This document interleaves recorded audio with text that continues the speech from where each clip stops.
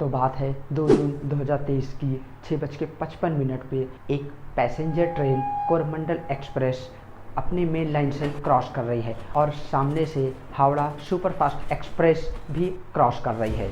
यहाँ पर 2 loop line है और दोनों लूप लाइन में मालगाड़ी खड़ी हुई है। कोरोमंडल एक्सप्रेस के लोको पायलट को सिग्नल ग्रीन मिला और वो अपनी परमिशनल स्पीड 128 किलोमीटर प्रति घंटे की स्पीड से क्रॉस कर रही है। लेकिन इस जगह जहाँ पे ट्रेन अपनी पटरियाँ बदलती हैं, जिसे पॉइंट बोला जाता है, यहाँ पे कोरमंडल एक्सप्रेस अपनी पटरी से उतर गई और मालगाड़ी से टकरा गई, जिसकी वजह से कोरमंडल एक्सप्रेस के डिब्बे इधर उधर फिक गए और सामने से आ रही हावड़ा सुपरफास्ट एक्सप्रेस के पीछे के 2 डिब्बे भी टकरा करके यहाँ से टूट के निकल गए। तो हम यहाँ पर बात करते हैं इलेक्ट्रॉनिक इंटरलॉकिंग सिस्टम का, जिसे अश्विनी वैष्णव ने जिम्मेदार बताया है। इंटरलॉकिंग की बात है, इलेक्ट्रॉनिक इंटरलॉकिंग में जो चेंज किया जिसके कारण ये दुर्घटना हुई, वो अभी इलेक्ट्रॉनिक इंटरलॉकिंग सिस्टम है क्या, इसे डिटेल में समझते हैं। तो आइए देखते हैं कि कोरमंडल एक्सप्रेस लूप लाइन की तरफ कैसे मुड़ गई, कैसे इस सदी का ये सबसे बड़ा रेल हादसा बना, कैसे इस एक्सीडेंट में 1100 लोग घायल हुए और लगभग 288 लोग ने अपनी जान गंवा दी। में बहुत बड़ा रेल हादसा हुआ है।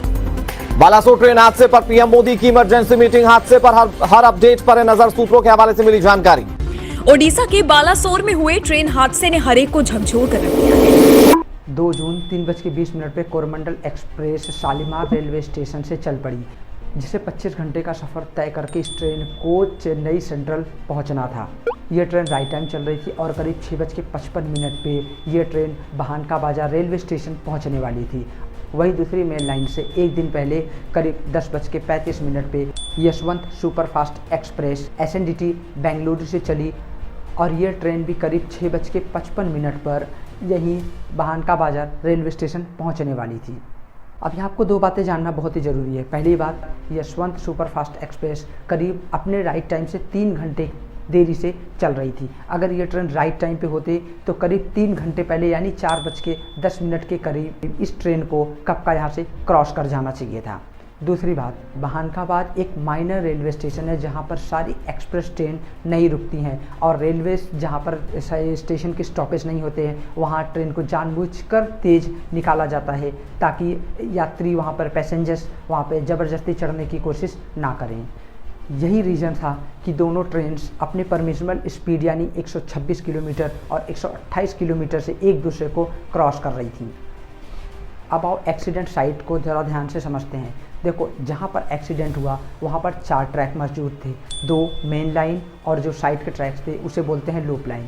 तो लूप लाइन अगर हम सरल भाषा में समझें तो लूप लाइन का मतलब एक साइड देने के लिए होता है। जैसे कि आपकी अगर पीछे से कोई एक्सप्रेस ट्रेन आ रही है और मालगाड़ी है तो मालगाड़ी को लूप लाइन में ले जा कर के खड़ा कर देंगे और एक्सप्रेस ट्रेन वही मेन लाइन से आगे निकल जाएगी। तो लूप लाइन एक साइड देने के लिए बना होता है। तो यहाँ पर बहानकाबाद रेलवे स्टेशन पे पहले ही लूप लाइन पे 2 मालगाड़ी खड़ी हुई थी। शाम को जब एक्सीडेंट हुआ तो पहले से ही लूप लाइन पे दोनों साइड पर मालगाड़ी खड़ी हुई थी। अब एक्सीडेंट कैसे हुआ इसे समझने के लिए हमें ट्रैक को अच्छे से समझना होगा। तो ट्रैक में जहाँ पर ट्रैक चेंज होता है यानी ट्रेन हमारी एक से दूसरे ट्रैक पर जाती हैं, इसे पॉइंट बोला जाता है और इस पॉइंट को पॉइंट मशीन के जरिए चेंज किया जाता है।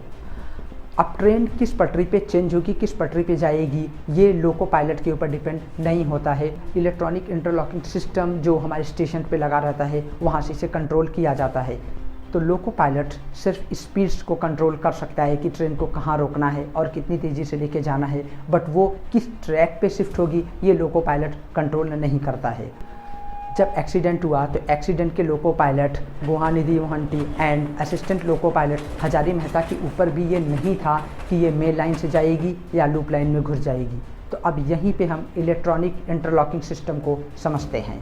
तो इलेक्ट्रॉनिक इंटरलॉकिंग सिस्टम अपने सर्किट को कैसे क्लियर करता है इसे समझते हैं। वो सबसे पहले अब वो 2 फैक्टर्स को चेक करता है। पहला फैक्टर्स कि पॉइंट मशीन ने पॉइंट को किस तरफ सेट करके रखा है, ये सबसे पहले चेक करना रहता है। उसके बाद वहाँ पे जो पॉइंट सेट है क्या वो ट्रैक हमारा क्लियर है कि नहीं, वहाँ पे कोई लोको या कोई ट्रेन खड़ी तो नहीं है। ट्रैक के अंदर एक लो वोल्टेज करंट को पास किया जाता है और उससे ये पता चलता है कि हमारे ट्रैक पर कहाँ पर कौन से ट्रेन्स मौजूद हैं। आप ट्रेन छोड़िए, आप अगर कोई रॉड भी ट्रैक के एक दूसरे को शॉर्ट कर लेंगे तो आपका होम सिग्नल हमेशा रेड रहेगा, क्योंकि उसकी सर्किट वहाँ पे क्लियर नहीं हो पाएगी। इलेक्ट्रॉनिक इंटरलॉकिंग सिस्टम तभी स्टेशन मास्टर को ग्रीन या येलो सिग्नल करने का परमिशन तभी देगा जब उसकी सर्किट अपने हिसाब से सेट्रिफाइड हो जाएगी। तो जब इलेक्ट्रॉनिक इंटरलॉकिंग सिस्टम इतना ज़्यादा सेफ था तो ये एक्सीडेंट कैसे हुआ, अब इसे समझते हैं। अब उड़ीसा में कोरोमंडल एक्सप्रेस के साथ जो हुआ वो इस प्रकार से था कि सिग्नल वहाँ पर ग्रीन यानी मेन लाइन के लिए दिखा रहा था और पॉइंट मशीन ने पॉइंट को लूप लाइन की तरफ सेट करके रखा था। टेक्निकली इलेक्ट्रॉनिक इंटरलॉकिंग सिस्टम के हिसाब से ये असंभव है जब तक कि उसमें कोई छेड़छाड़ न की जाए। साथ कोरोमंडल एक्सप्रेस के ड्राइवर बेहोश होने से पहले भी उन्होंने बताया कि सिग्नल ग्रीन था। वहाँ से हम लोगों ने जो ड्राइवर था कोरोमंडल का उससे बात की, उससे पर्सनली बात की। वो उस समय होश में था, उसने बताया कि उसको सिग्नल ग्रीन मिला है।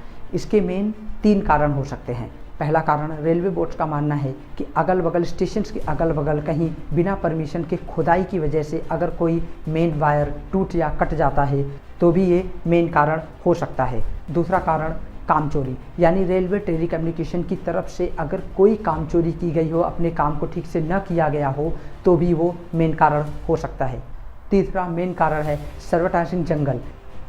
जहाँ पर एक्सीडेंट हुआ वहाँ पर अगर कोई अपने फ़ायदे के लिए आतंकवाद के साथ मिल करके ये काम करे तो भी ये पॉसिबल हो सकता है। Electronic interlocking system tamper proof नहीं है तो इसे फेल किया जा सकता है।